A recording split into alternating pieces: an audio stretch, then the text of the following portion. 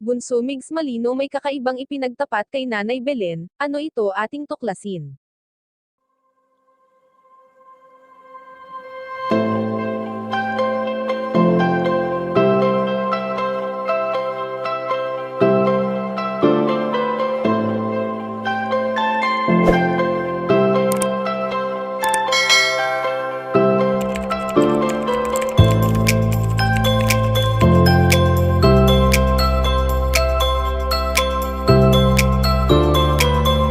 Hindi naman maitatanggi kung paano pahalagahan ni Bunso Migs Malino ang kanyang buong pamilya, lalo na nga ngayon na ang pamilya niya lamang ang nasa sandalan niya sa panahong punong-puno siya ng problema.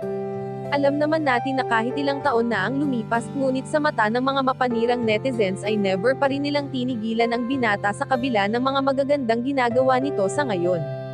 Bagamat hindi ipinapakita ni Bunso Migs Malino sa mga taong sumusuporta sa kanya na nasasaktan siya sa tuwing makakarinig siya ng mga hindi magagandang salita, bagkus ay hinahayaan niya lamang ang mga ito dahil naniniwala ang binata na pasasaan pa nga ba at mapapagod rin ang mga taong ito.